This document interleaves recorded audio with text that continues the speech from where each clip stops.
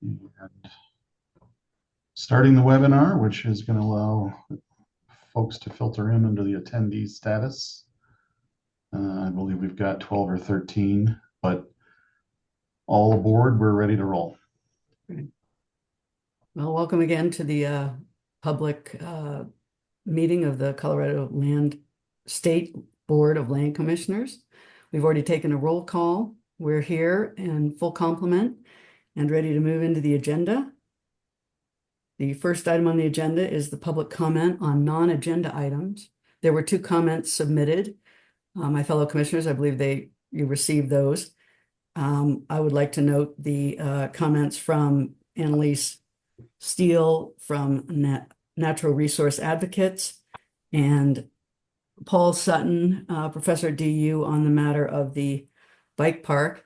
I'd like to use this opportunity too, relative to those comments, to note that the State Land Board, like other landowners, is subject to local regulations. And in that case, the comments submitted by Paul Sutton would also be valuable to be submitted to the Jefferson County Commissioners, who will make the decision on the ultimate use of that property. Being no other comments, let's roll into announcements. Commissioner, I just want to acknowledge that we did have somebody identify in the registration process that they were going to make comments during open public session. Okay. I just want to take one quick second to say, folks listening along in the public, if you were here to make a comment Ed, you've got your hand up. Did I jump the gun on the timing? I just want to do some quick housekeeping on the wake of executive session.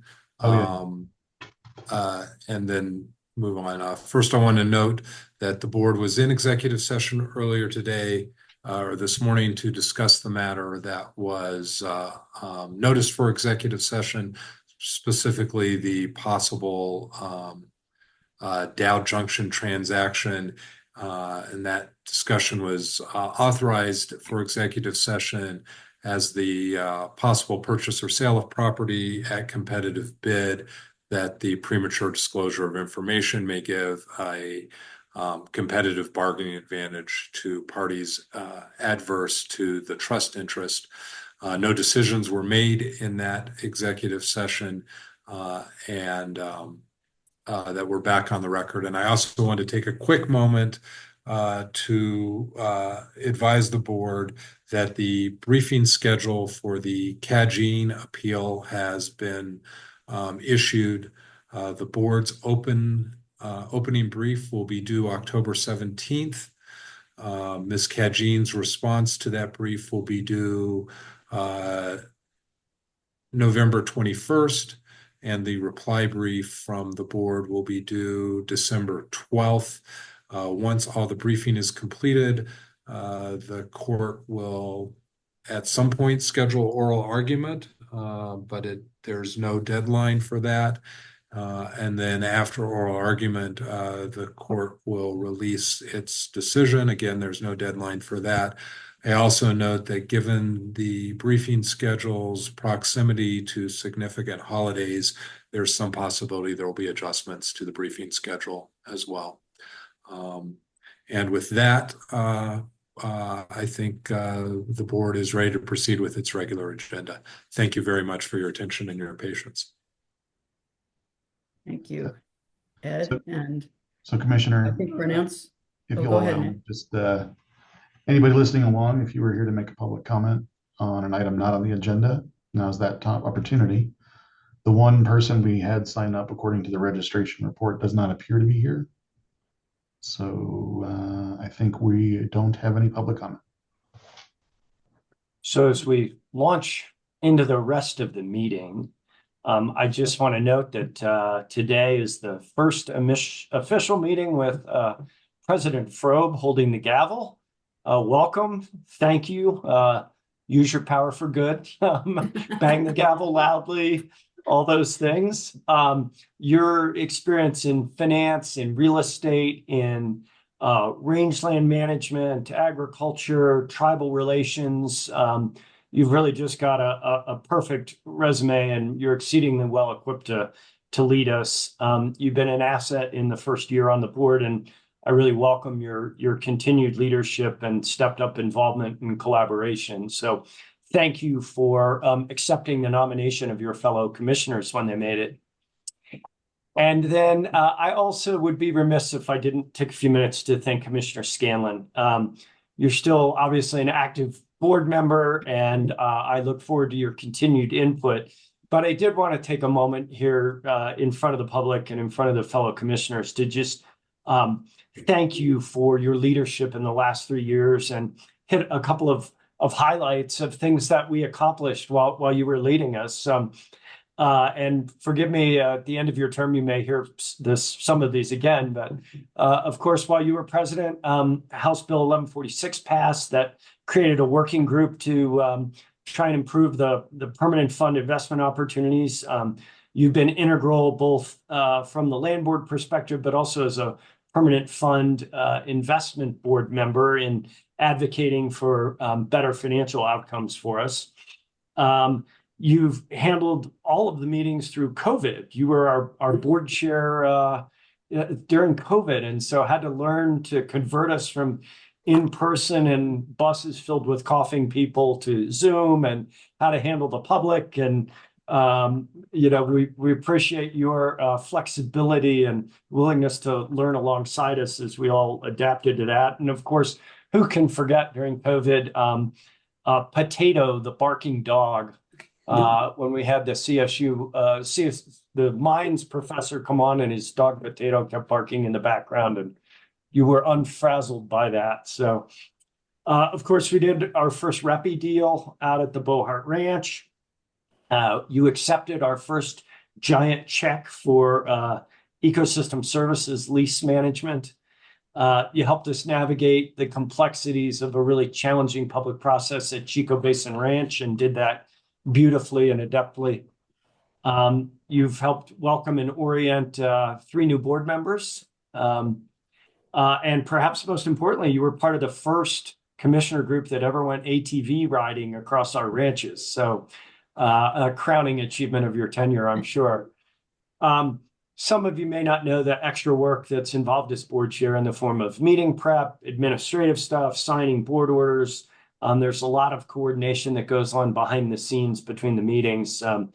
Deb, don't be scared. We'll help you navigate that. As board chair, Christine, you've been a great counsel to me. I really appreciate you being a great sounding board.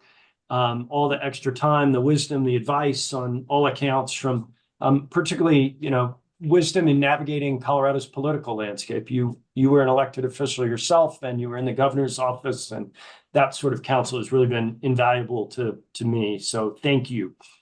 And you've done all this while serving as the full-time director of the Keystone Institute. So lots of touch points with DNR that have been useful all along the way. So I just want to recognize the significance of your donation of time and expertise here as we pass the gavel today, and say thank you very much for your years of leadership, and for your ongoing support of the organization and Commissioner Frobe. So thank you. Thank you, Director Ryan. That was overwhelming to hear, honestly. But as we know, the Land Board is a team, and the commission is a part of that team, and is the effectiveness of all of us cooperatively and working in partnership, I think, has resulted in so many great achievements. So appreciate the kind words. Love being a commissioner. Best gig I've ever had, and I'm excited for Commissioner Frobe's leadership, and I really appreciate all of you. So thank you. I hadn't expected that.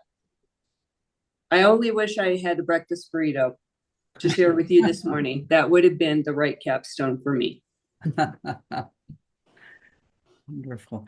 Well, I would like to also acknowledge what a really fine job you have in terms of the fairness and grace with which you have navigated the various issues that have come before the board, and acknowledge also that that takes considerable time in preparing for the meetings and doing the extra work, especially with the permanent fund time. So I concur with everything Director Ryan has said, and want to speak on behalf of myself, and I'm guessing the other commissioners, that we really appreciate the style of leadership and the work you have put into it.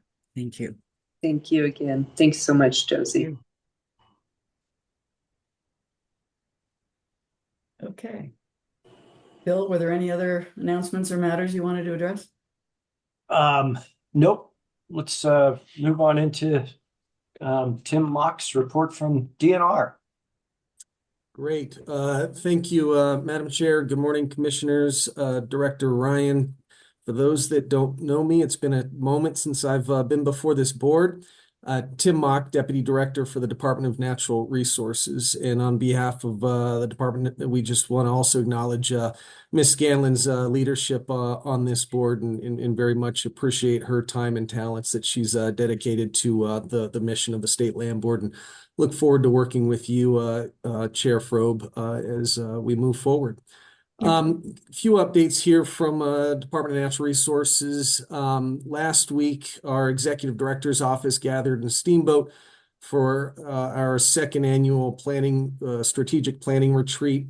Staff discussed various ways to advance our strategic priorities and confirm those priorities that include focusing on biodiversity, energy transition, tribal engagement, continuing to balance conservation and recreation, and climate resiliency. There will be a follow-up retreat between Director Gibbs and the division directors to further identify and synchronize opportunities for their respective agencies to make progress on these strategic priorities for the agency. On the federal policy side, DNR agencies are continuing to draft comments to submit in regards to the U.S. Forest Service National Old Growth Amendments. Comments are due September 20th. And then the BLM final solar PEIS has been made publicly available and is undergoing a public protest comment period. And then we also anticipate the BLM's Greater Sage Grouse final plan will be released to the public middle to late September. We spent the weekend working on some final language revisions with the BLM and Colorado counties.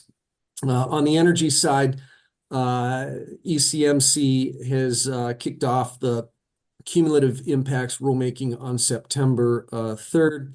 The commission has also unanimously adopted deep geothermal rules on August 12th. The rules are expected to officially take effect this fall. ECMC and DWR, Division of Water Resources, are conducting a legislatively directed study that will further evaluate the state legal and regulatory structure for geothermal resources to be completed in December. For carbon capture and storage rulemaking, ECMC is taking comment on draft CCS rules with an anticipated rulemaking in November.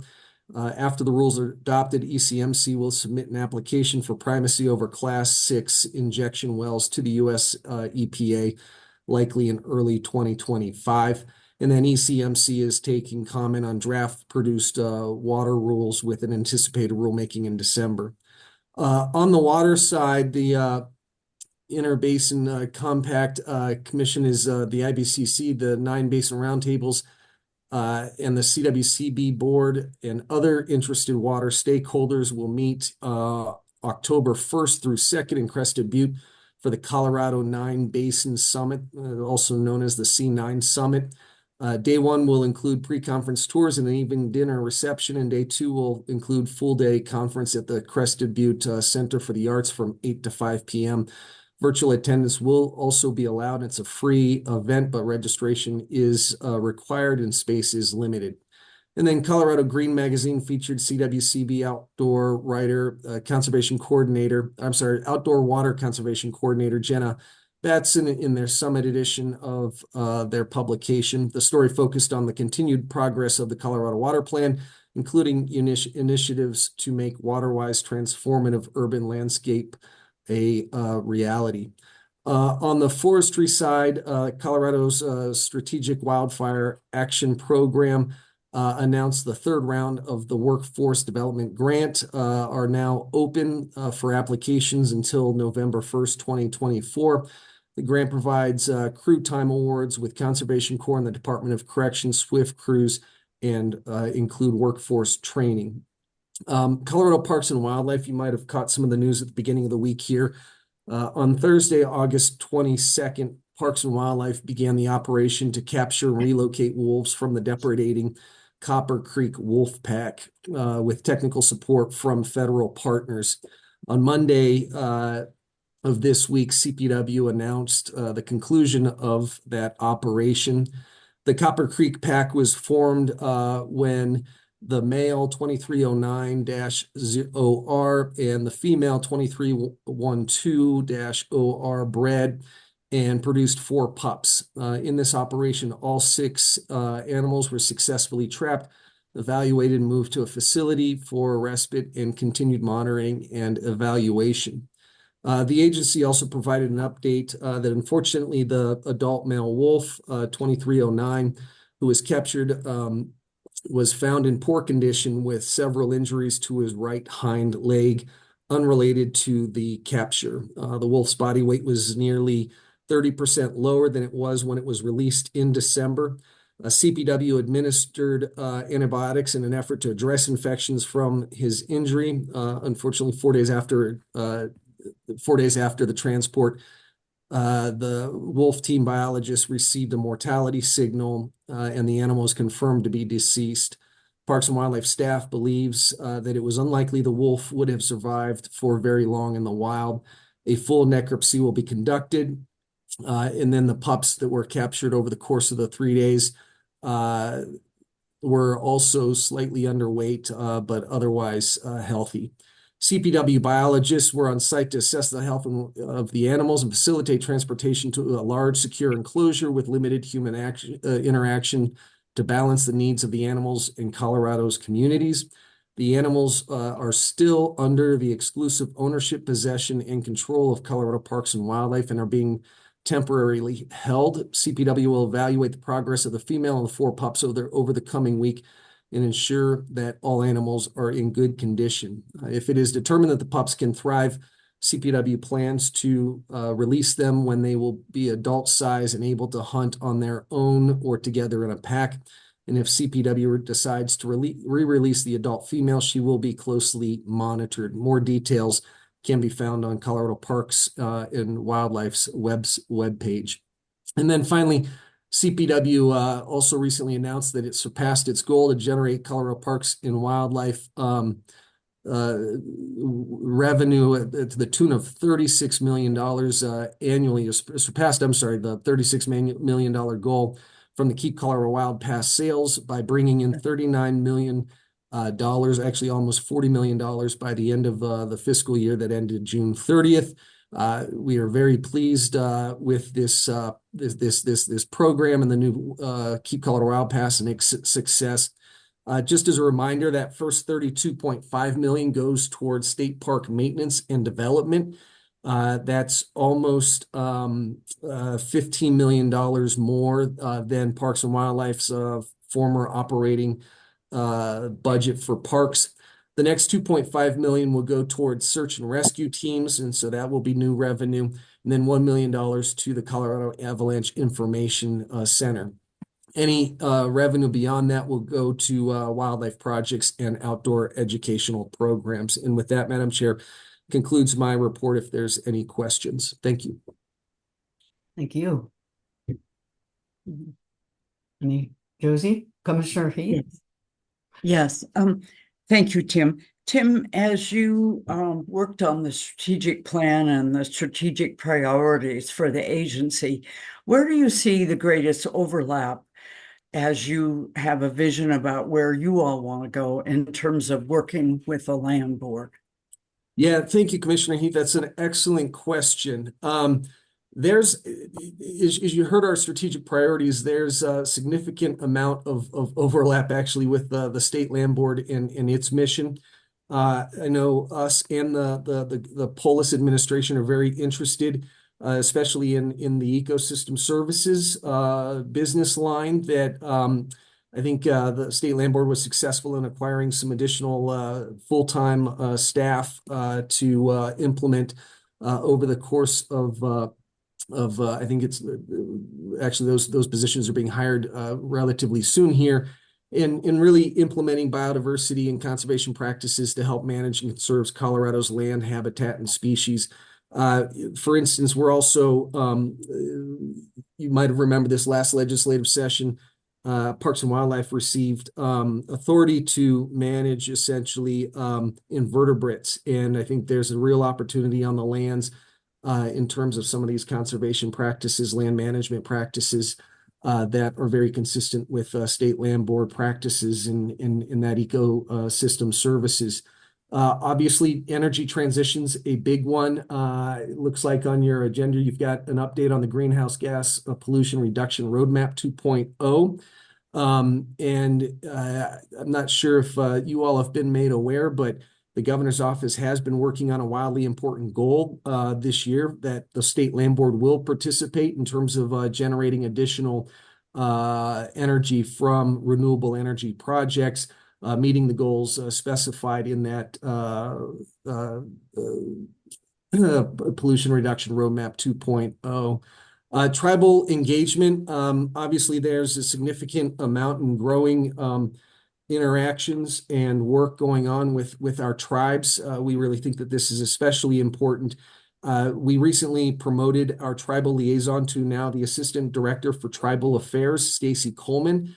I know that she's been working with the State Land Board in terms of consultation and working with the tribes on land management. There's some possible legislation in the works regarding state parks admission for our tribes and such. But again, making sure that we're engaging in nation to nation consultation is extremely important on some of the big decisions that overlap with tribal interests.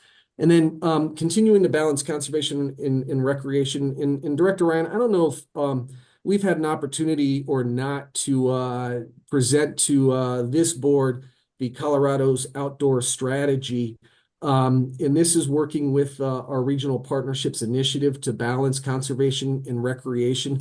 We've established regional partnerships around the nation. This is a first of its kind at this type of level in the nation to essentially create a bottom-up approach similar to the water plan, for example. There's a lot of similarities in that, but a bottom-up approach working with regional county coalitions, stakeholders and such. Keystone, actually, big thanks to Ms. Scanlon for the Keystone Policy Center's engagement. They've been leading the development of that outdoor strategy, which we are shopping around the draft right now and expect to have that finalized at the end of the year. And part of that, we have an interagency council of state agencies that sit around the table discussing opportunities to bring that kind of balance between conservation and recreation and climate resiliency, preserving our wildlife corridors, prime wildlife habitat, and continuing to focus on providing world-class recreation opportunities. And obviously, again, falls in line with some of the business lines of services here at the BLM that we look forward to working with them on in terms of executing that outdoor strategy and working with our regional partnerships. I know that's a lot in there, but there's a lot of crossover, Commissioner, and so I hope that kind of answers your question a little bit, and certainly more than happy to visit. And if you haven't had an update on that outdoor strategy, we'd be more than happy to schedule an opportunity to present that to this board. That would be interesting. Thank you very much. That was comprehensive. Thank you. Tim, we'd be happy to have you do that. And Abe Medina participates in a few of the regional councils, Envision Chafee and NOCO places and Outside 285. And so he's familiar with it, and we'd love to hear sort of the larger picture. So I'll get with you and schedule that. Perfect. We'll look forward to that. Thank you. Good. All right, so I think if there are no other questions for the DNR report, let's move to the business for the board. The First item is Aaron Ray is going to enlighten us on the Colorado Greenhouse Gas Pollution Reduction Roadmap. Aaron, welcome. Commissioners, I put a little paragraph in the book ahead of the 500 pages of linked contents, but basically, this is a plan that is driving a lot of the actions of the state, and I thought it was good for you to hear from somebody who's really familiar with it, not only about the larger plan itself, but also the nexus of that plan to DNR agencies and to some degree directly to the land board. And so Aaron Ray is the assistant policy director in DNR. He is also now the acting interim director at ECMC, and so uniquely positioned to see lots of pieces of this plan. And so, Aaron, let me turn it over to you, and welcome, and thanks for taking the time. Thank you, Director Ryan and President Frobe and fellow commissioners. It's good to be visiting with the board again. I'd like to share my screen because I have a brief presentation for you all. Can you see those slides? Yes. Great. Well, thanks again. I am presenting to you today in my capacity as Assistant Director for Energy Innovation in the Executive Director's Office at DNR. As Director Ryan noted, I'm currently serving as the Interim Director of the Energy and Carbon Management Commission, while ECMC Director Julie Murphy is on parental leave, but I'm here today with you in my capacity as DNR Assistant Director for Energy. I appreciate the board's invitation to speak with you about the state's updated greenhouse gas pollution reduction roadmap. And I'd first like to acknowledge the leadership of the Colorado Energy Office and the hard work of agency staff at DNR, including at the State Land Board, at CDPHE, and at many other state agencies who work to update the state's greenhouse gas pollution reduction roadmap. I also want to recognize the substantive input of hundreds of stakeholders, both individuals and groups, that participated in the process of updating the roadmap.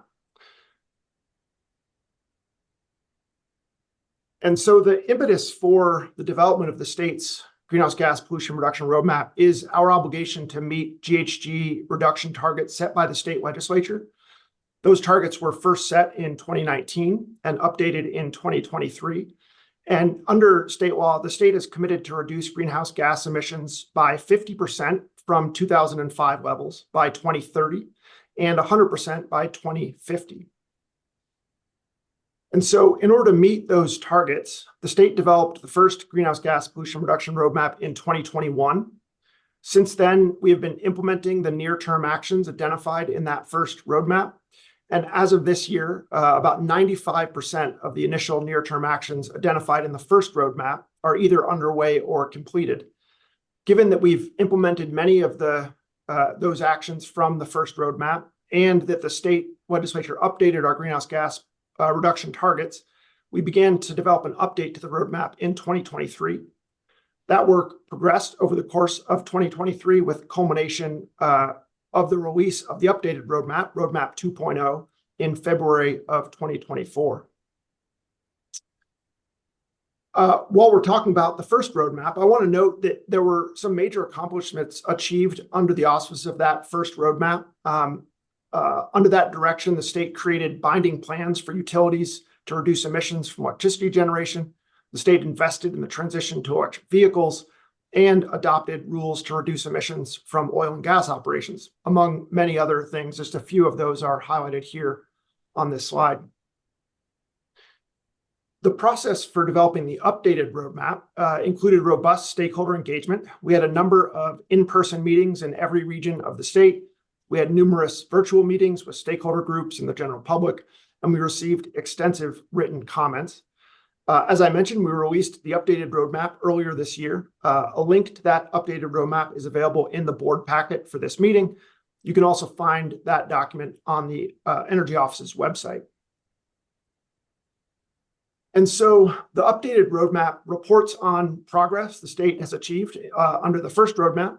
It also includes a set of new near-term actions. There are 49 near-term actions identified in this updated roadmap.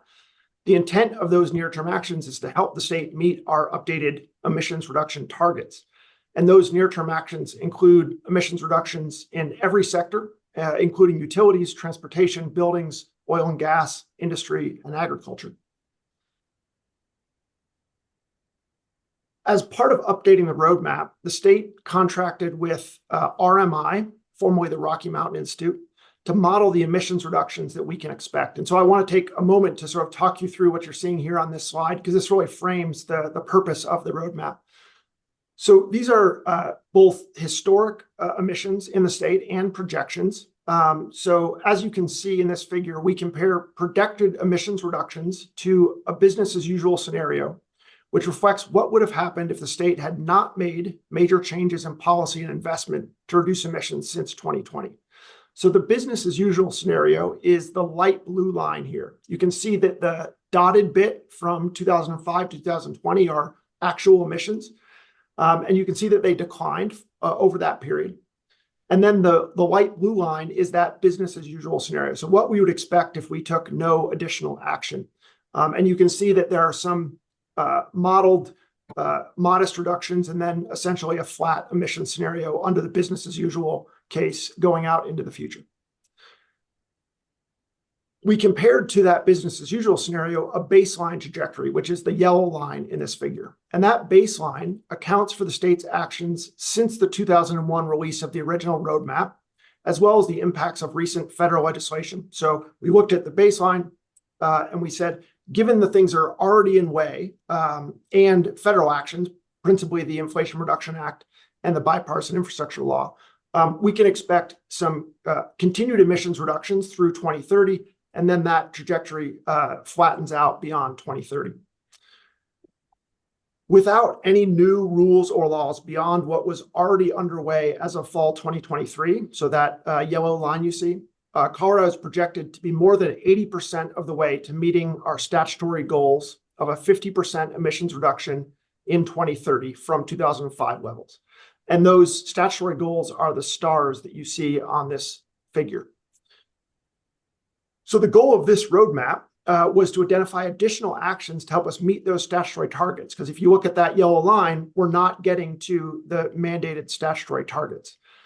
And the green line is what we project based on the new near-term actions in this updated roadmap. So you can see that if we implement all of these 49 actions in the roadmap, we expect that we will get much closer to those statutory greenhouse gas pollution reduction targets.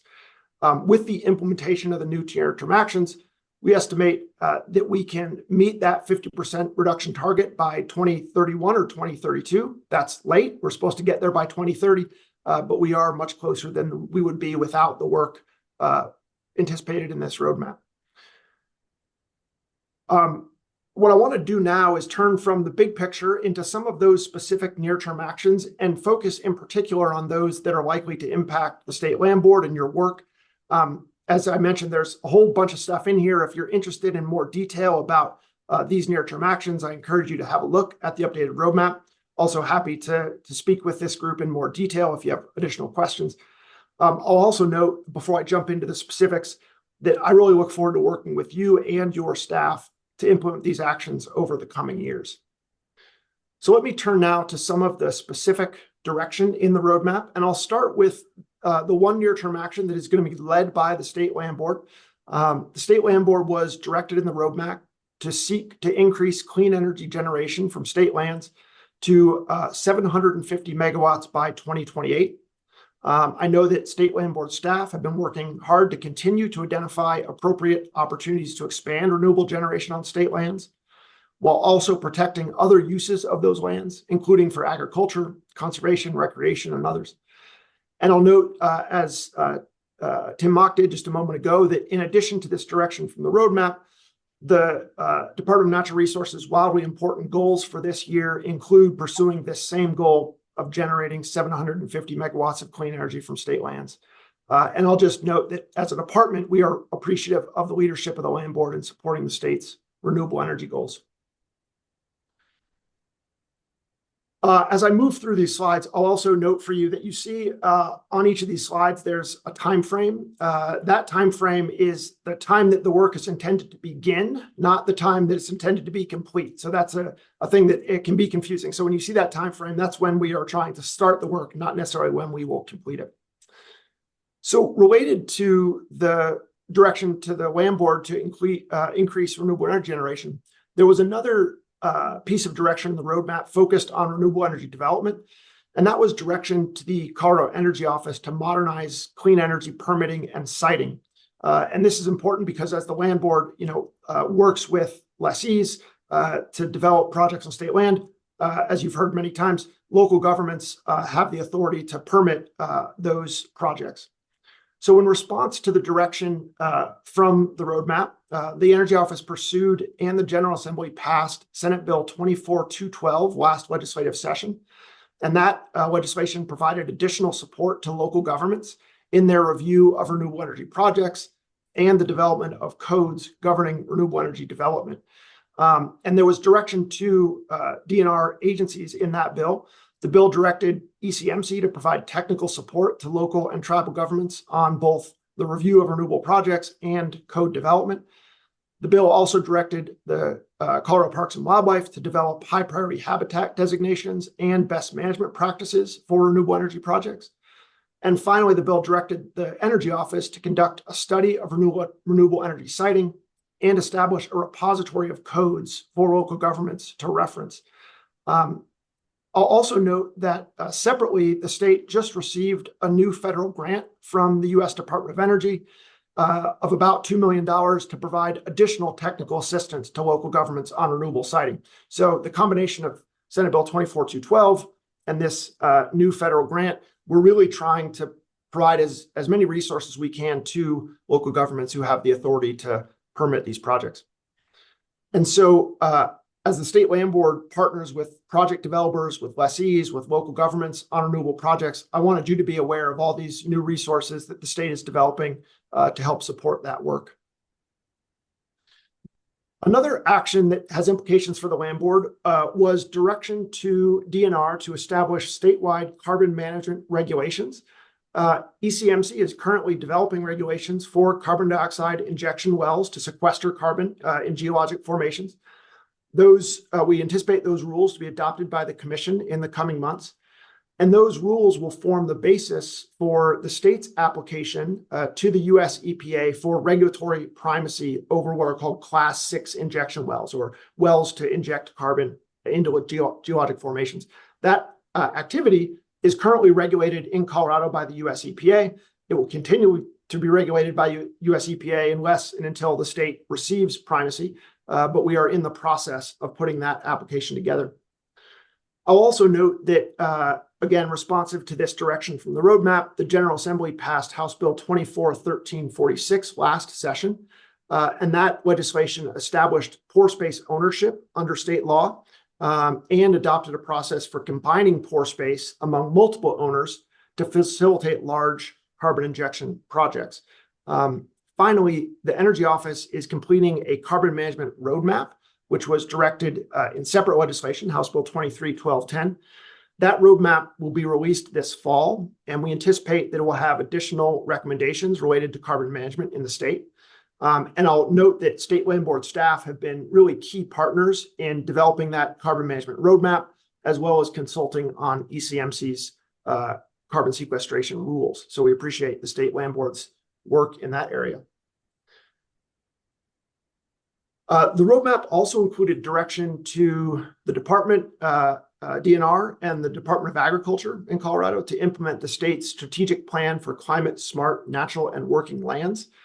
That plan was published in 2023, and it outlines strategies to ensure that Colorado's cropland, rangeland, grassland, forests, etc., are managed to maximize climate resilience, to sequester carbon, and to reduce greenhouse gas emissions.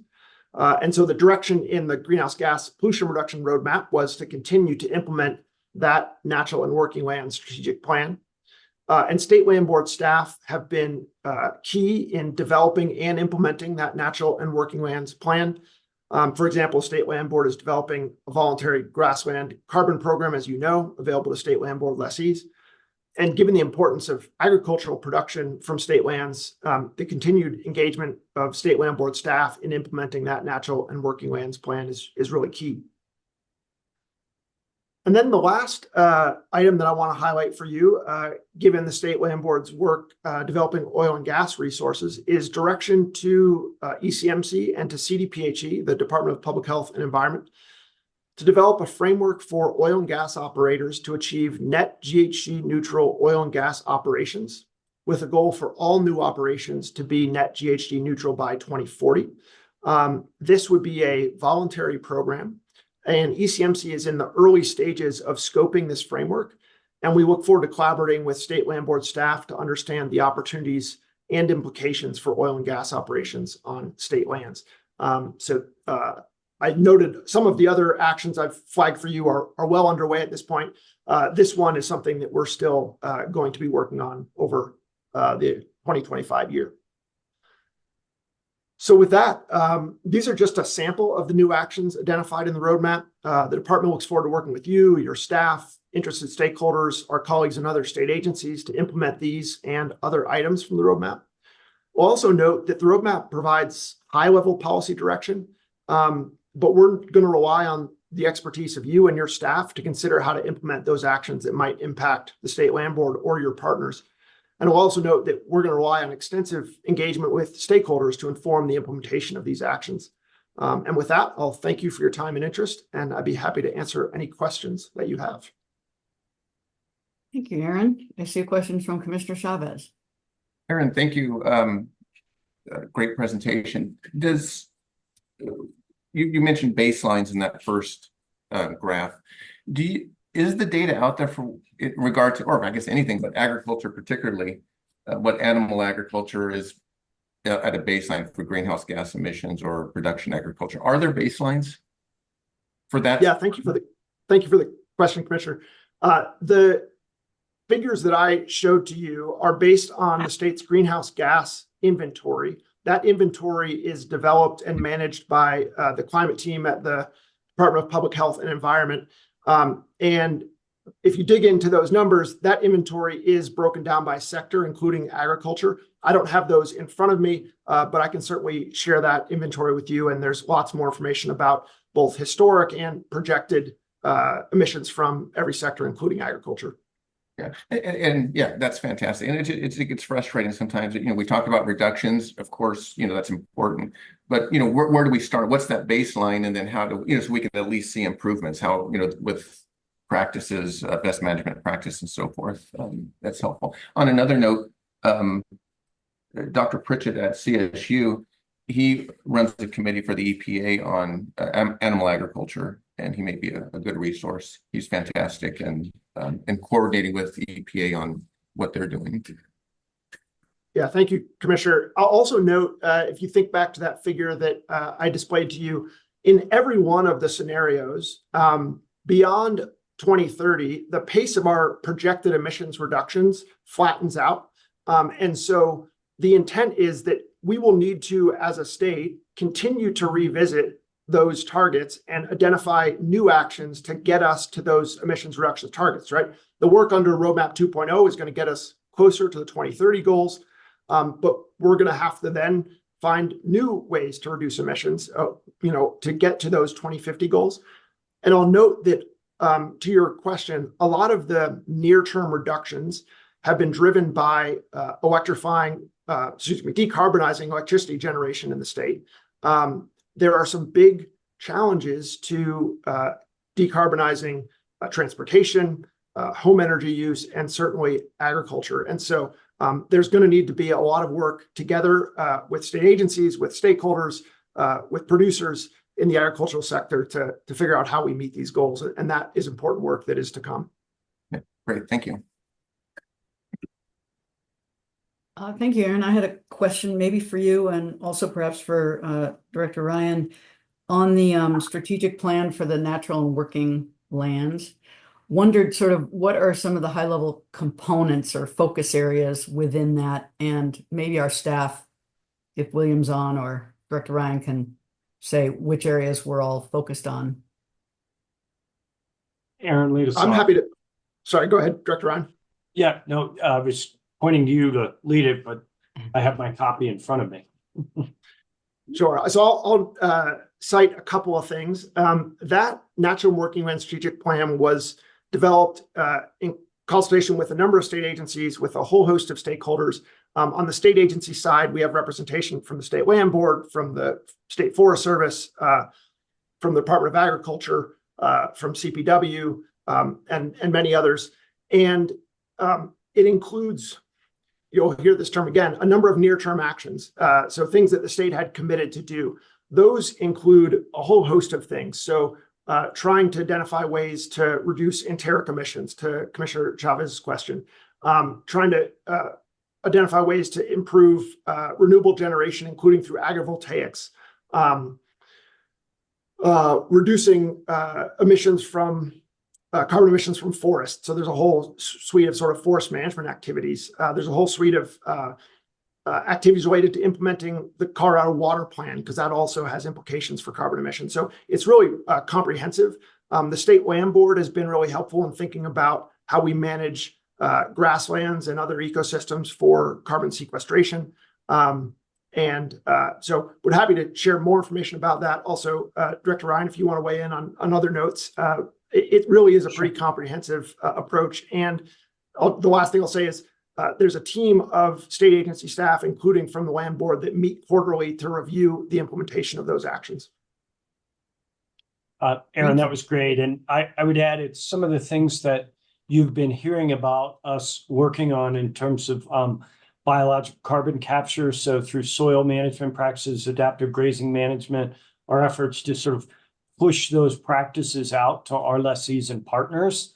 So it'll enhance carbon sequestration potential. You get more diverse plant ecosystems. Certainly there's work around agrivoltaics to be done. How do we make solar and agriculture work together better? There's protecting working lands, just sort of avoiding conversion to more intensive land use types. So lots of touch points that you've been hearing about as we talk about biologic carbon storage, mitigation banking, soil health, regenerative grazing. Those are all listed as things in the plan, and we're participating. Although we don't necessarily, when we talk to you about it, we don't necessarily link it to this plan, but Right. Great. I would love it. Maybe the other commissioners too would love it if there was a link, if someone could send us a link to look at that Sure. report, since it's so central to many of our activities and objectives. Will do. Thank you. All right. Well, that was a fulsome report. Thanks again, Aaron. And Thank you all. Director Ryan, I guess we're on to you. Unmuting. So staff report this month, it's in your book. Let me call attention to a couple of highlights. As I've been doing lately, note that you will see a few items on the board leasing agenda, but there were 64 actions that we took this month where you have delegated us that authority for standard blocking and tackling on lease administration here. I noted that a couple of our folks, Kristen Kemp and Chris Smith, went to the National Association of State Land Boards conference in Idaho. That in and of itself was interesting, but more relevant to us is that Colorado is going to host it next summer. So we'll be bringing all of the active land boards here to Denver next July, August. No, whenever it is. It's next summer. We'll give you more details about that because you may want to attend some of it. Last month, while we were up in Salida, Park County Commissioner asked a question about the Crow Hill property. And I wanted you to make sure that you saw that we always write that stuff down and try to be responsive. What we're going to do on that property is twofold. One, Ramble has approached us for a planning lease for a lot of the acreage to do managed camping, yurts, that sort of stuff as a lessee. But we also hired a planning firm to look at the front acreage that's along 285 there and see if there wasn't a way to accommodate both some commercial and housing usages as Park County had requested. And so Chris Smith and his team are engaging the planning firm to try and do that and see if we can't have a win-win-win with that property. I want you all to note that actually, it may have been last night, and I don't know what happened, but the Jefferson County Planning Commission was taking up the bike park application. If it wasn't yesterday, it's today. And then depending on what they recommend, it will go to their full county commission in early October. And at that point, if they were to approve it, then it comes back to us to look at a production lease. Chris, or do any of my teammates here know what happened in Jefferson County last night? Abe? Don't see Abe, but we will let you know. As Bill, I soon think as it's tonight. Thank you, Chris. Aaron Ray just talked about a bunch of the rulemaking that's been going on, and Tim Mock did as well at ECMC around deep geothermal, around primacy studies, around carbon management roadmaps. Our staff here has been really involved in all of that, provided lots of comments, and so we appreciate the opportunity to participate in that and appreciate that our feedback gets incorporated into it. At Lowry Ranch, I think you all saw the news that the comprehensive area plan was approved by the ECMC for Civitas's larger scale drilling proposal out at the Lowry Ranch. They now have a bunch of permit requests in front of Arapahoe County, and they'll be back to ECMC for approvals for individual pad sites out there. So we'll keep you posted on that as well. That obviously is a huge revenue opportunity for us, but more importantly, it also points to the great work we did in putting stewardship stipulations in place on that lease to really manage the disturbances, where they can be, what their cumulative footprint can be, all of the wildlife studies that need to occur in connection with that. And so it's a nice test and validation for our plan as it continues to move forward. It's outreach season. You see lots of people going to conferences and doing presentations. Chris Smith was active. Kristen has been very active. So wanted you to note all that. Not noted on here is that I'm trying to make some progress on advancing the idea of improving the performance of the permanent fund. We'll see where that goes, but I've gotten some executive branch interest in that. But it will require legislation, and too soon to tell, but at least it's getting onto people's radar, and we can hopefully continue to build on the progress we've made in the last couple of years. Lastly, we got approval last legislative session for 5 FTEs, 4 of them around biodiversity. We expect to have 2 to 3 of those positions out in the market here in the next few weeks. We've met with our own staff to figure out how to structure those and what responsibilities to pull out of existing jobs and put into the new jobs. And so we should have those out in the market in the next couple of weeks. We also have the recreation technician position out in the market now, and we're accepting resumes on that. With that, let me be quiet and see if you all have any questions or other follow-up items that we can do.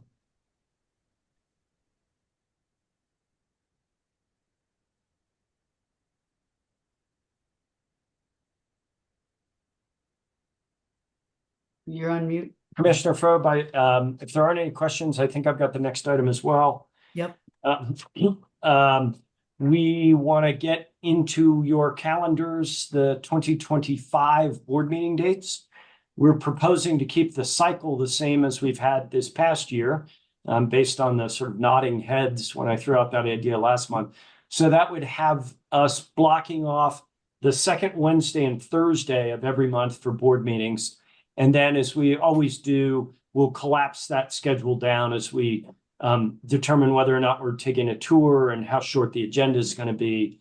But if you all are aware of any conflicts, let us know.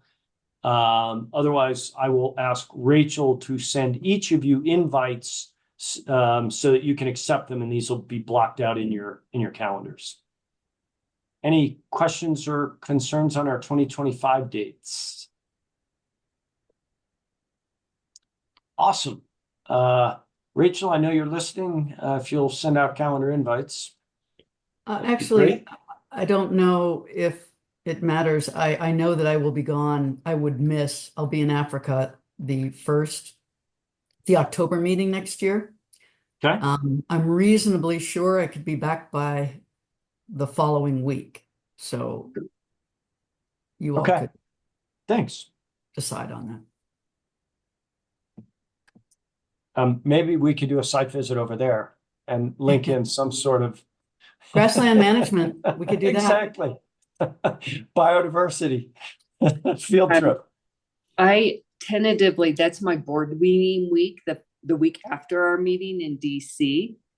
So that may, if we move it, that may be a conflict, but I'm not sure yet. That's just the week we traditionally use. Okay. Well, we've got a year for that Right. one, but I think the pattern looks like it works for everybody. So Yes. that's great. Awesome.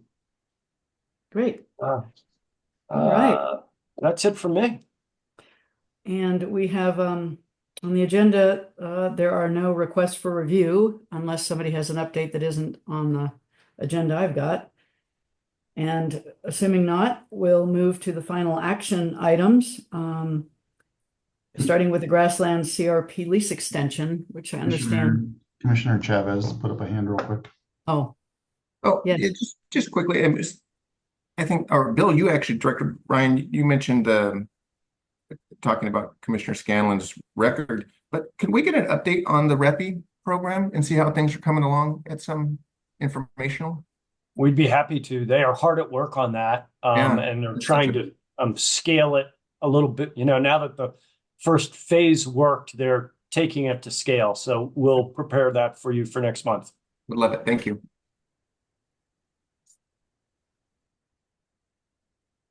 actually on that, I think Director Ryan, in the board packet, you're seeking commissioner input and ideas for potential field trips or topics to expand for expanded presentations. So just a note for the other commissioners to provide ideas on that, I think.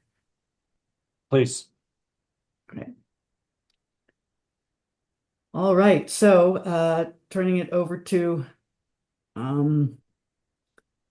William. Oh, we're going to send it to Wilbur Strickert, but this got pulled yesterday. And William Woolston, are you on our call? You are not. Elliot, are you able to give a background on the reason we pulled that off? I can. There you are. You're up there with your hand up. Thank you.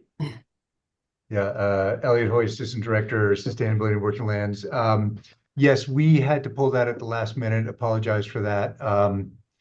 The reason for the extension was to be because the lessee was trying to enter a CRP program for grassland management and had been approved, but then found out that there was something wrong with the application, and so their acceptance into the program actually fell through. So no need to extend the lease because they didn't actually get the approval to do the project, unfortunately. So I suspect they will continue working on trying to figure out something because they're very interested in ways to manage their grasses and so forth. So and to do more regenerative grazing practices. So hopefully we have something to bring back to you in the future.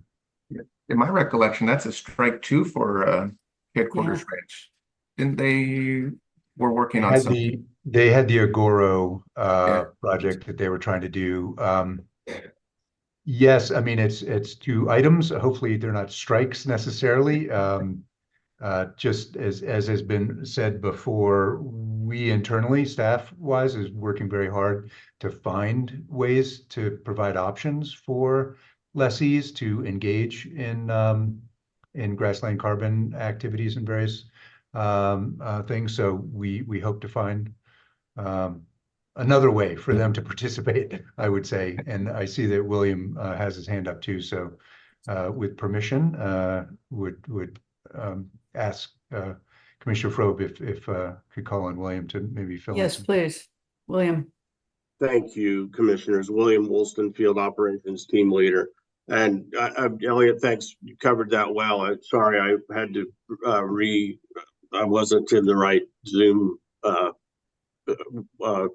wasn't able to join originally. My apologies. So I just wanted to reiterate, Commissioner Chavez, this is not, in my opinion, the fault of the lessee. He's tried, very, very hard to join with us in the sequestration program. The first instance, we ran into issues with the carbon sequestration company on contract items that we just could not get resolved. This time around, as I believe Elliot said, he received a last-minute call from NRCS. They had missed something when they had approved him for this project, and literally 2 days ago called him and said actually he was not eligible. So unfortunately he had to pull out, but he is very keen, and so are we. We will find a way to provide you with another opportunity to look at his project. I believe and I hope so. Thank you. Thank you, you. William. All right, then that brings us to the Bent County Water and Land Acquisition. Justin Beery.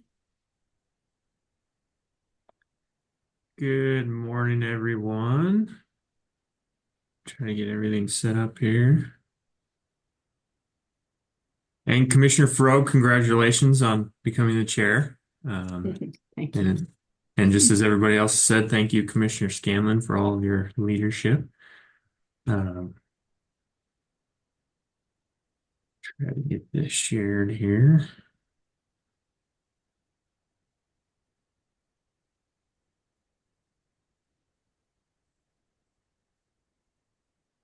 That's the one with the notes on it.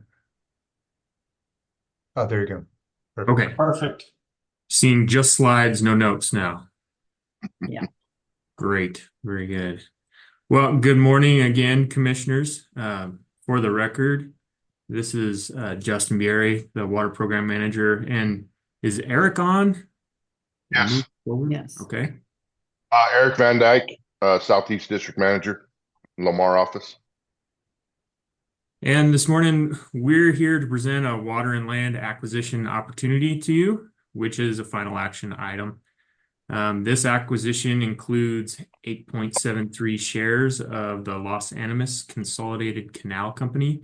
And this photo that you're partially seeing is just down ditch from the diversion dam on the Arkansas River of the Los Animas Consolidated Canal. Anyways, the rest of the acquisition includes 3 lessee-owned irrigation wells, an augmentation contract associated with one of those irrigation wells, and 34 acres of private land immediately adjacent to state trust land where one of the irrigation wells is located. The cover sheet included in your board packet included a description of this acquisition, and all the details can be found on tab number 6 within your packet. Today, Eric and I are going to provide a brief background of the acquisition, discuss the details and the proposed elements, and explain our recommendation formulation for making our recommendation. And most importantly, of course, we're here to address your questions and comments as well as comments from the public. At the conclusion of our discussion and public comment, we hope you vote in favor to acquire the canal shares, the irrigation wells, the augmentation contract, and the 34 acres that altogether we project will increase current lease revenue by at least just over $7,000 annually. And it'll also avoid the annual loss of around $14,580 if the water were to be sold to a third party. And with that, I guess we'll jump into it. So the property in that we're looking at here is in Bent County in the southeast corner of Colorado. It's about 3 or 4 miles from the Arkansas River. The state property is near the airport, the county airport, Benton County Airport, just south of Los Animas. The total property is 550 acres currently. It was a full section, and a portion of the northern part of the section became part of the airport many years ago. The property has been under lease to Mike Spady for 32 years. And prior to Mike, his dad, Alvin Spady, had the lease.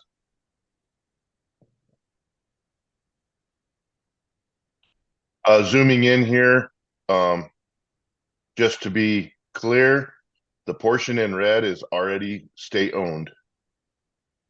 The portion, what we're wanting to get done here today is to purchase this piece of property, the piece of property to the east that's in the yellow dot, in the yellow dotted box, and the 2 yellow llama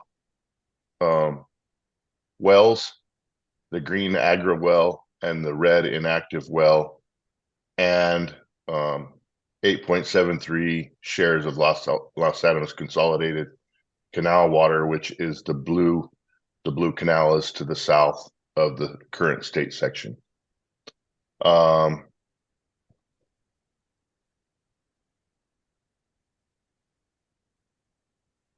The augmentation contract, the 8.73 shares is roughly enough to irrigate about 88 acres. And the Agra augmentation contract, well, Justin will get into that. Anyway, the established, and then the 34 acres over here would be it's not irrigated, it'd be for grazing. The established price for the water rights, the ground, and all 4 wells is $386,000, which is below it's below appraised value. And this acquisition came to us as the lessee on this state-owned parcel owned all of the ditch water and the wells and the augmentation for the wells. And the lessee is retiring and is kind of in rough health. And so this was part of our right of first refusal. So we're seeking to exercise that right. Okay, so since much of this acquisition is water, let's take a look at some of the details about the water. We'll start with the irrigation wells. These wells play an important role in keeping irrigation water available to the property when the ditch shares are not available. As Eric pointed out, the dots that you're seeing on this map represent the wells. The red dot is an inactive well. It is not augmented, so it cannot legally divert for irrigation, but it can be converted to like a stock well or something along those lines. Just to the west of the red dot is a green dot, and Agra stands for the Arkansas Groundwater and Reservoir Association. They're an augmentation group that the augmentation that this well receives provides for about 100 to 150 acre feet of pumping per year. Agra is also our augmenters on the Chico Basin Ranch for the wells on the Chico Basin Ranch. So we have a good working relationship with them. And then the 2 yellow wells that are labeled LAMA. LAMA stands for the Lower Arkansas Water Management Association. They're another augmentation group, more so on the lower end or the downstream end of the Arkansas River. The state land board owns 20 shares of LAMA shares, common shares, and 1 share typically provides about 1 acre foot of pumping, depends on the year. And so currently we could pump or a lessee could pump around 20 acre feet out of those 2 wells.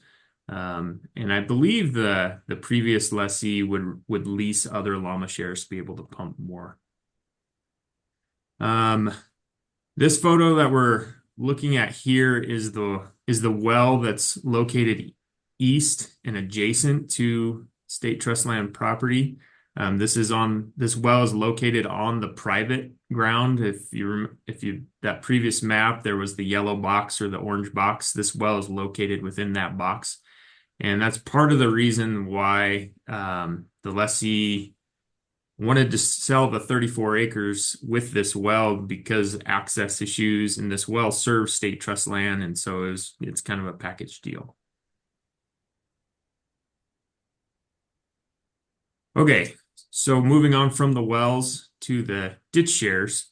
The ditch shares, 8.73 shares of the Los Animas Consolidated Canal. The canal itself is made up of two canal systems. The northern branch, or is referred to the Riverside or Consolidated Canal. On this map that you're looking at here, the northern branch is a little tough to see because it parallels Highway 50 for quite a ways.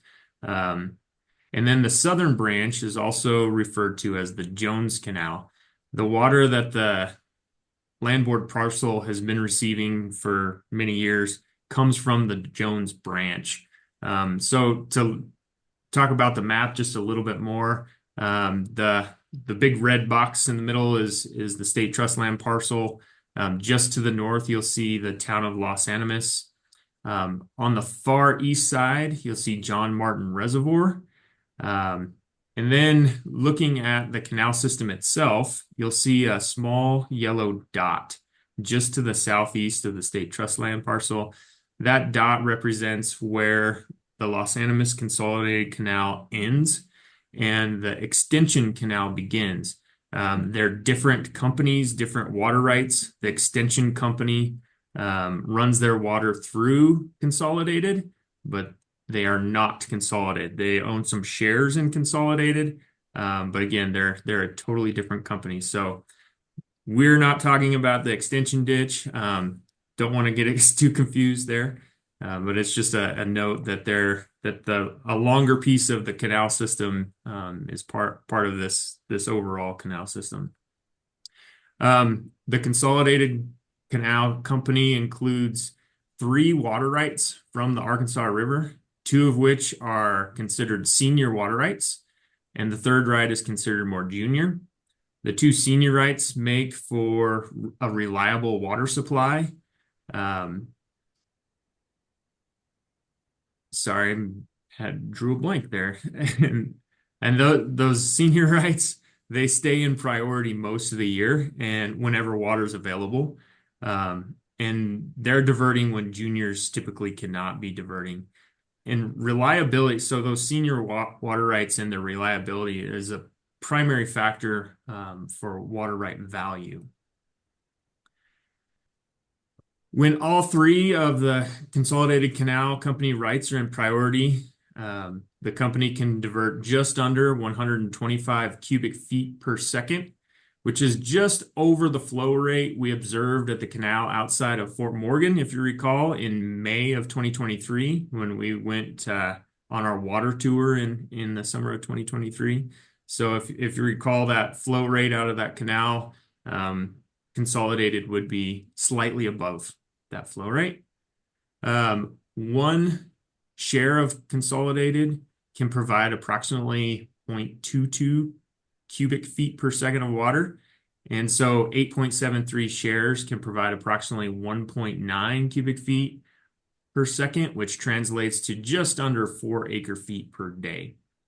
This photo that we're looking at is of the canal's measuring flume just before the canal crosses under Highway 50 and bifurcates into the 2 different branches. Okay, so the canal company is made up of a total of 562 shares. Xcel Energy owns 430 shares. The Extension Ditch Company that I mentioned earlier owns 95 shares, and the remaining balance of 37 shares are under private ownership. In the 1980s, Public Service Company at the time, now Xcel, was planning a power plant in the Los Animas area. So they acquired and changed the use of the majority of the Consolidated Canal shares. The power plant never came to fruition, and Xcel has been leasing their consolidated shares to local irrigators ever since on a year-to-year basis. Xcel has been exploring disposal options of their shares that may include municipal involvement. This isn't a done deal quite yet. And I mentioned earlier that one of the primary factors for water right value is reliability. So the more senior a water right is, the more valuable it is.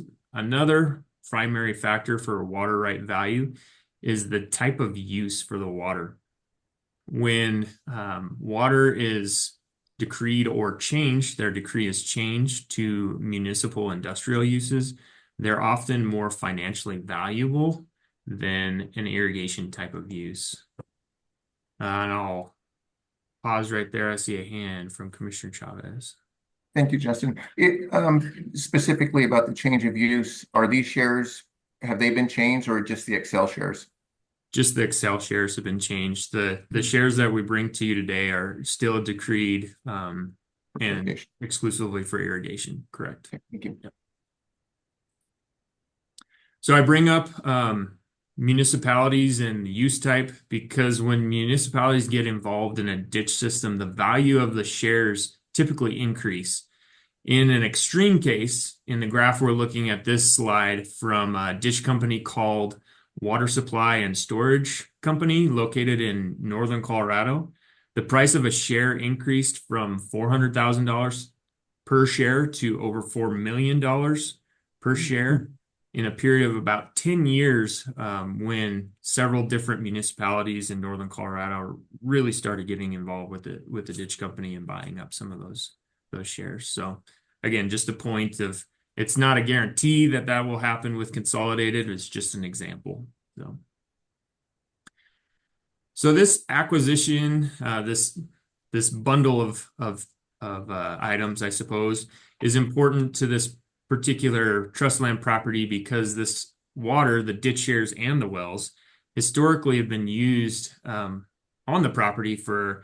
I've looked at some water documents that lead us to believe that the water's been used on the property for over 100 years, and that's really what's keeping the property valuable. The current lease value is a Tier 3 irrigation lease that includes some grazing. So just a really brief review of our irrigation tier systems. Tier 1 is where the land board owns the land, the water, the improvements, everything. And that's at one lease rate. Tier 2 is where the land board owns land and water, and the lessee owns some of the improvements. That's at another lease rate.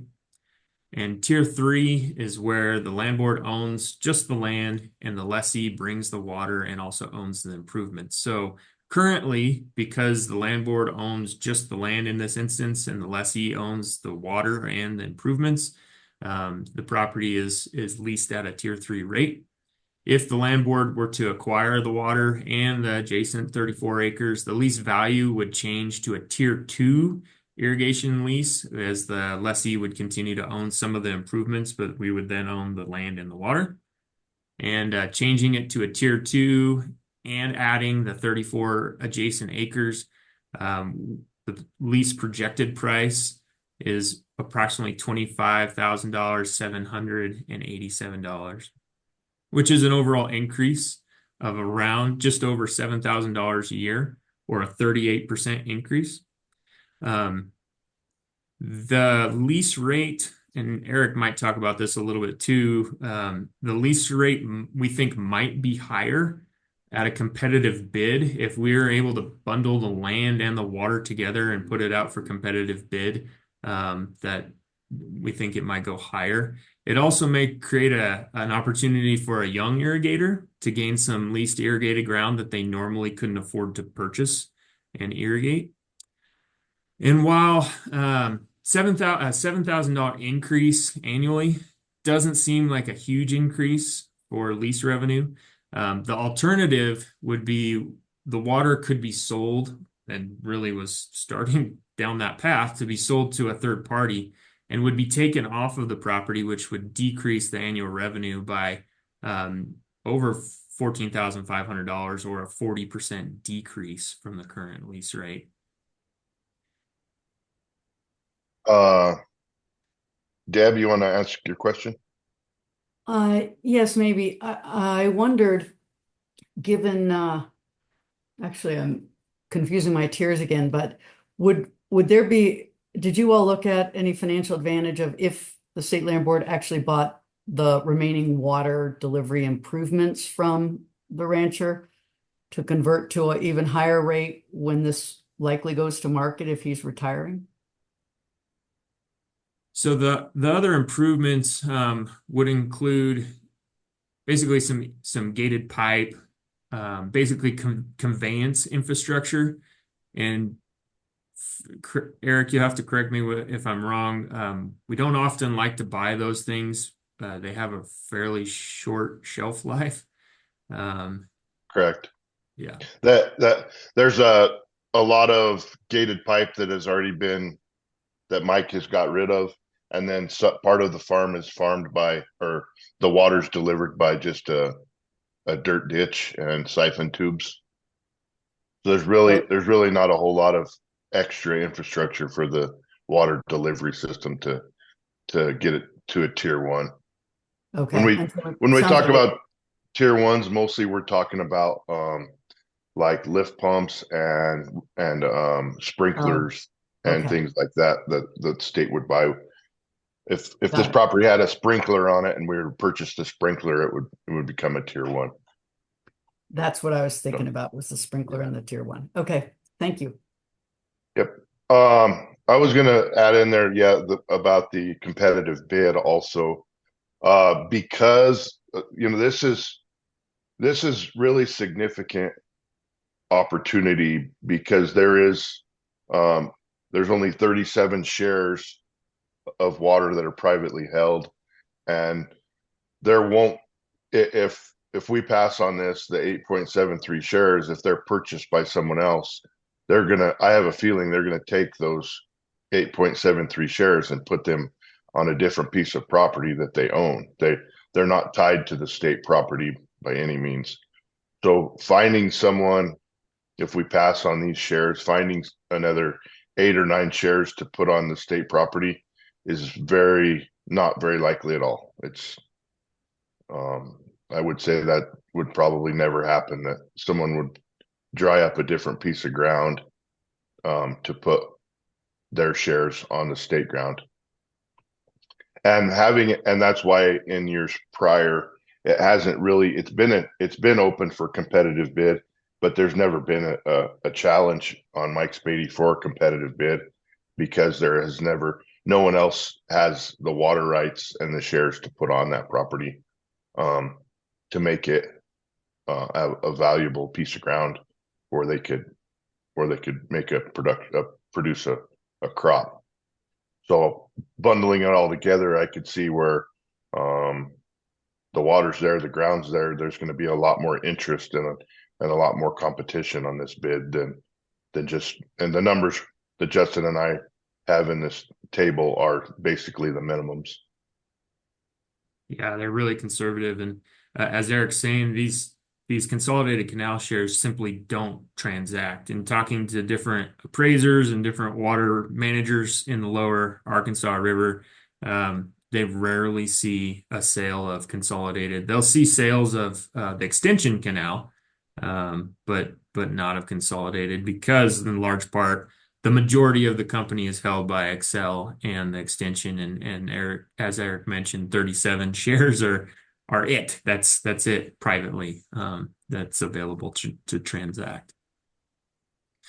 So in summary, staff believes this acquisition is important to the trust in order to maintain the historic use of the water on the land, also to protect and increase revenue, and gain a valuable asset with the senior surface water and the augmentation contract, and potentially gain a position in what looks like it could be an emerging market with consolidated shares, and the way Excel is looking to dispose of those.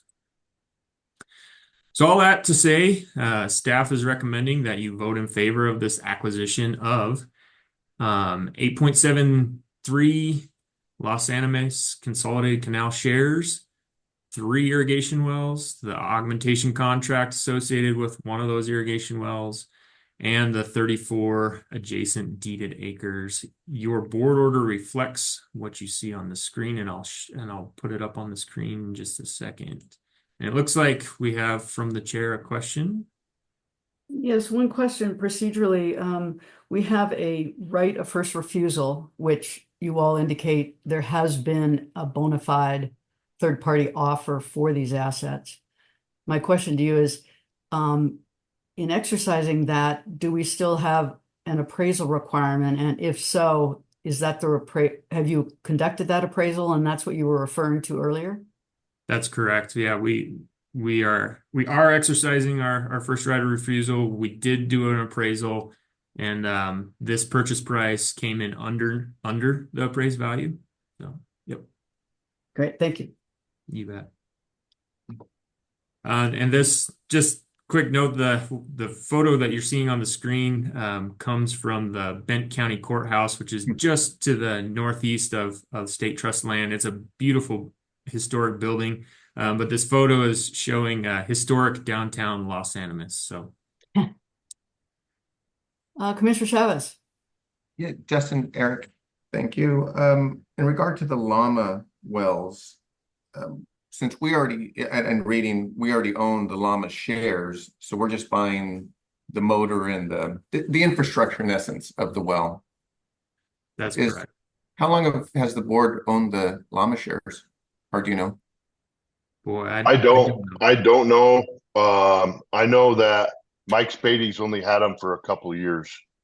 But prior to Mike having those Llama shares, they were leased to John Sutphin for something.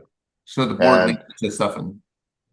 Yes, and I don't know the dates. I just know that not important. At some point Mike Pollard took them from, or Sutphin didn't want any more, the 20, and there's only 20 Llama shares. Yeah.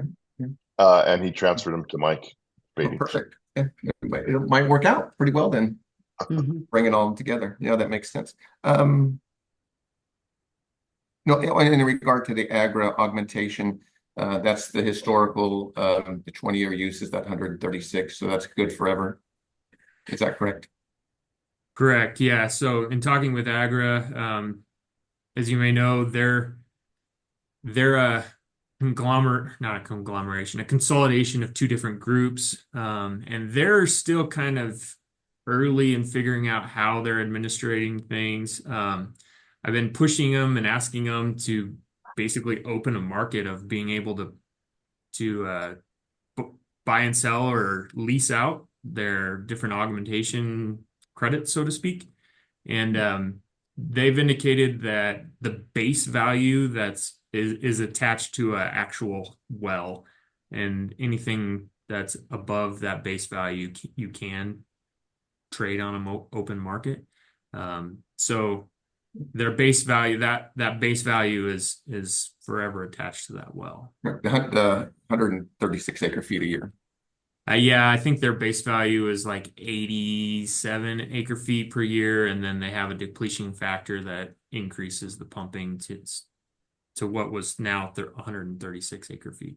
And sorry, everybody, to get into the weeds, but so is this is that Agra well just buying water, or are we actually augmenting it with the consolidated shares? No, that's what Agra allocated to it. Okay. Yeah. So it's not really being augmented. We're just buying water. We have a contract to buy water over time. Well, Agra is doing the augmentation. Right. It has nothing to do with us. That's their correct business. That's correct. Okay. Yeah. Sorry, everybody. I've lived through this for a long time, but yeah, sounds good. Thank you. Oh, I guess another question: what have you heard regarding Excel and their shares? I've heard that, or Eric, you may know that they own 49% of the Amity, and I heard they put it on the market for 80 million. Are they still talking? That's all I've heard too. I haven't heard anything further. Yeah. Thank you. Yep. Any other questions from commissioners? All right, hearing none. Nick, we should request any public comment on this item. Thanks, Commissioner. Yeah, folks listening along, if you're here to make a comment to our Board of Commissioners regarding this item, please use the raise hand button on your screen and we'll see that and bring you forward to address the board.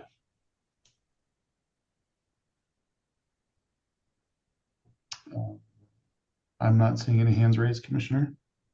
Thank you. All right, may we have a motion then regarding this item? Madam Chair, Yes, Commissioner Heath? This is Commissioner Heath. I'm prepared to offer a motion in support of the Benton County Water and Land Acquisition as described in our board order. Thank you. Do I hear a second? Second. All right, with a motion and a second, I'll call for a vote. Commissioner Heath? Aye. Commissioner Chavez? Yes. Commissioner Clark? Yes. Commissioner Scanlon? Yes. And the chair votes yes, so that carries 5-0. Thank you. On to the Great, next thank you. Thanks. item.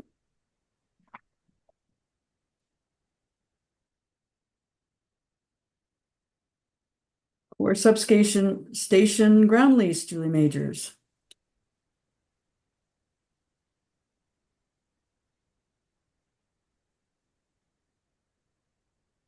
Julie, you're muted. I'm trying to get a presentation up, I imagine.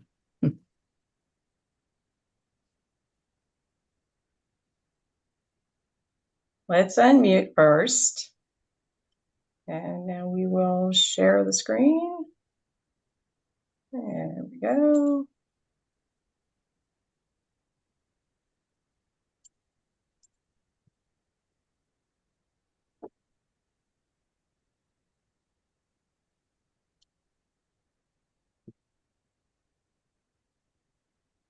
Okay. There we go. Are we cranking now? Yes, we're cranking. Perfect. Thank you.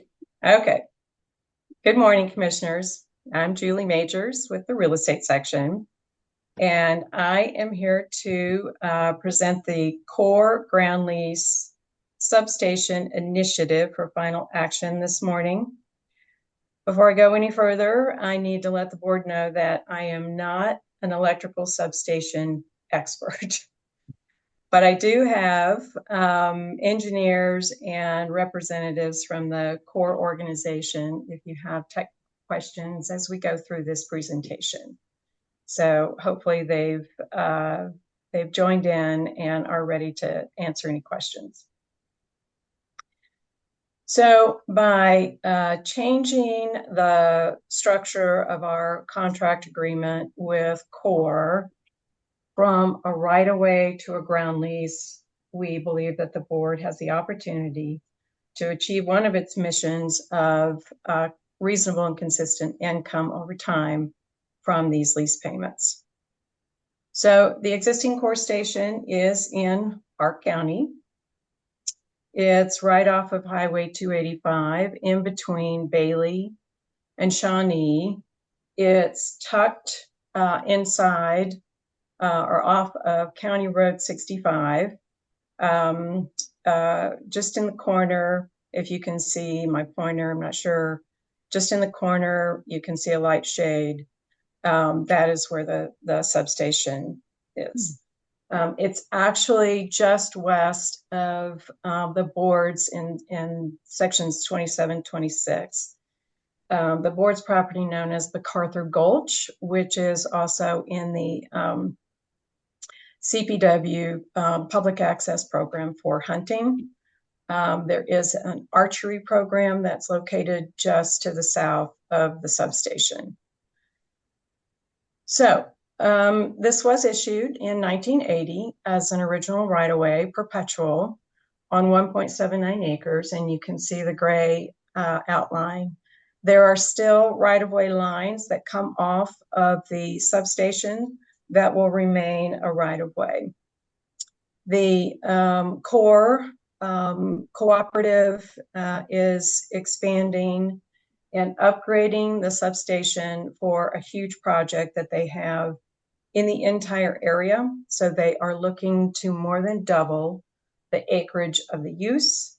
And we have proposed to put this on a ground lease with 30-year terms, annual payments, with escalations and a reclamation bond in order to better fit our mission.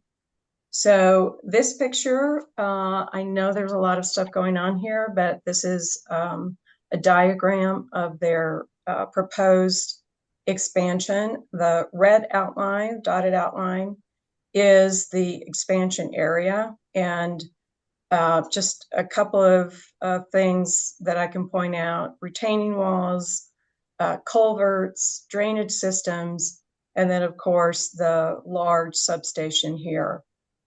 You can kind of see in this gray area right here the current footprint of the existing station. So we looked at a couple of different methodologies to price this ground lease. One of them was the right-of-way policy. The right-of-way pricing policy uses either a ROD method, which is really based on your linear feet, which this is a structure, so we decided to go with the market comparables. We found by looking at RE Colorado that this is based on residential in the area, vacant ground, $25,000 to $65,000 an acre.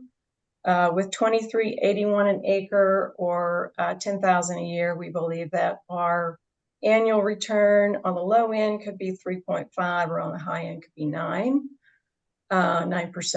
So the other test that we did was a discounted cash flow. Again, we took the payments over time, discounted them at 5%, and came up with a total per acre of $44,007, which is, again, right in the middle of what we found for comparable per acre land prices. Our third test for the ground lease payment structure was the tower pricing policy, which in this area it would be zone 5. And depending on the type and size of tower, it would be between $5,800 and $13,000.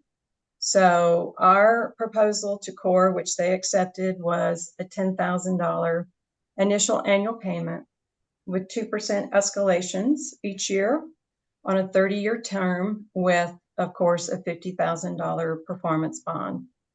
So I can open it up for questions, but staff is recommending that the board approve the CORE ground lease today based on the terms of the lease that were presented in your packet and in this presentation.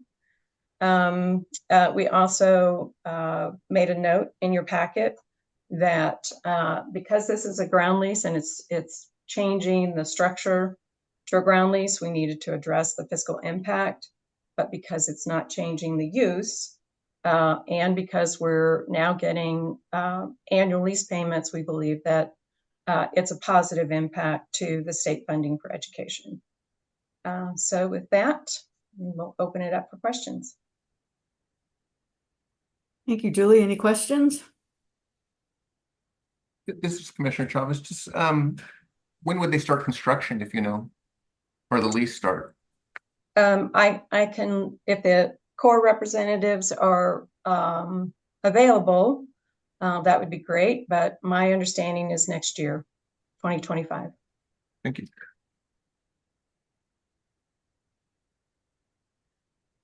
Just out of curiosity, Julie, is there any complication since the property is enrolled in the CPW program? What do we do to pull out this extra part? Yeah, this part is not in the public access program. It's just next to it. Okay. All right. Nick, would you like to see if there's any public comment on this? Happy to. We have a hand raised from Ian Tafoya, and I'm gonna go through the steps to promote Ian to panelist.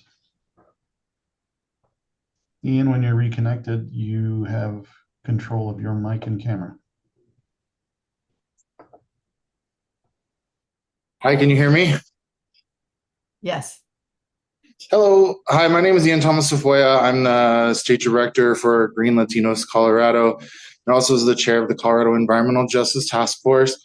My first time coming to a state land board meeting. I've been watching all day. So just the public comment I have a question about is why was this priced at residential when it's clearly not a residential use? Isn't it some sort of leasing for some sort of commercial or industrial use make more sense for a price comparison? Thank you. Also, I'll be tuning in more to state land boards. This is pretty exciting. Like learning about all different kinds of things today, from llamas to water title and so much more. So thanks for the service you all do. Thank you. Julie? Sure. It's a good question. This is somewhat of an industrial use, but when you look around the area, there's not a whole lot of industrial comparables to use. And so we felt like the tools in our toolbox between our existing right-of-way policy and our tower policy pretty much got us close to what we thought the current use was close to.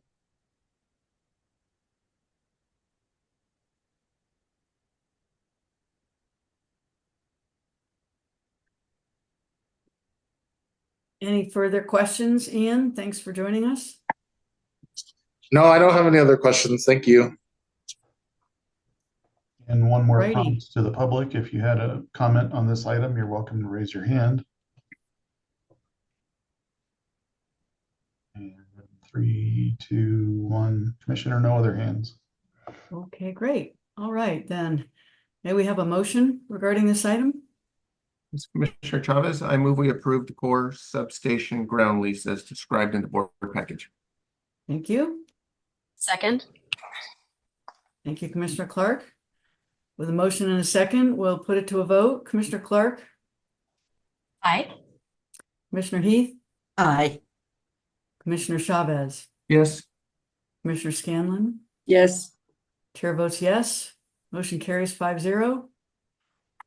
And we're on to the board leasing agenda. Thank you, board. Commissioners, Andy Bissett for the Transactions and Record Services team. We have the September 2024 board leasing agenda for your review. Items on the board leasing agenda, approval authority for those have not been delegated to staff and therefore come to you as recommendations for approval via the consent agenda format. This month there are 2 road access permits that we are seeking your approval on. Happy to answer any questions about these. And with that, staff does recommend approval of the September 2024 board leasing agenda.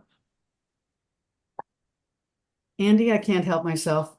My innate curiosity on these brings me to having another question about the leasing agenda. Sure.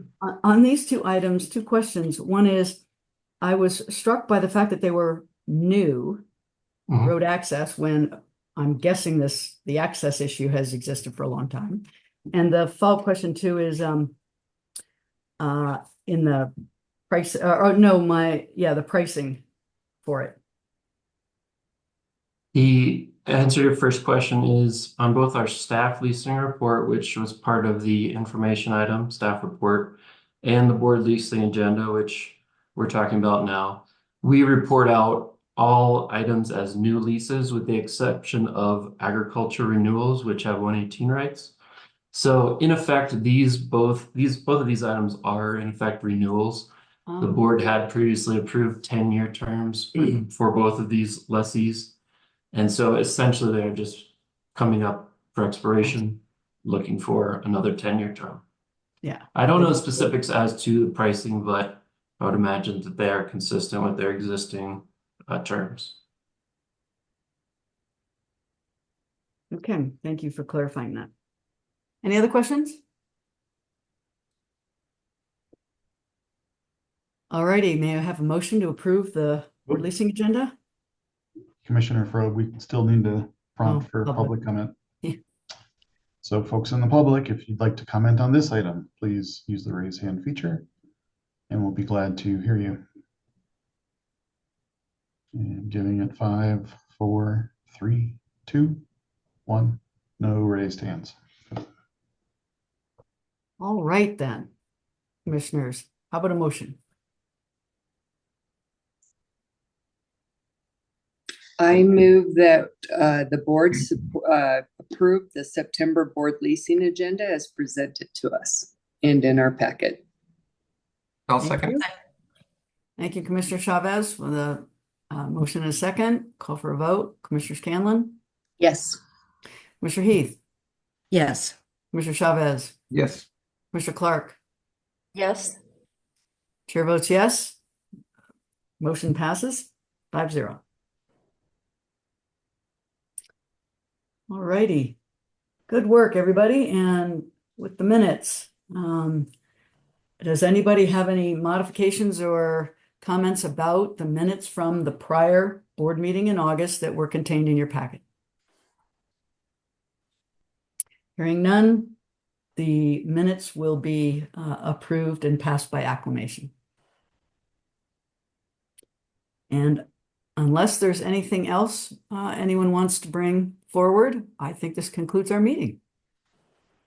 My virtual Okay. gavel. Madam Chair, thank you for running an efficient meeting. And as a reminder for the commissioners, our next meeting is on Wednesday, October 16th. I believe it'll be in person in our boardroom. We, among other business, we will be reviewing the financials from the last 12 months, the stewardship report for the agency, which we report out to you annually. And then each line of business leader or program manager will present for a couple of minutes on the readout of their prior year's business plan. So I always find that a wonderful meeting that celebrates the big things in our mission, revenues and stewardship. So please join us in person on Wednesday, the 16th. Thank you, Director Ryan. All right. Great job. Thanks, you. everybody. Thanks, Fantastic. everybody. Thank you. Take care. Bye.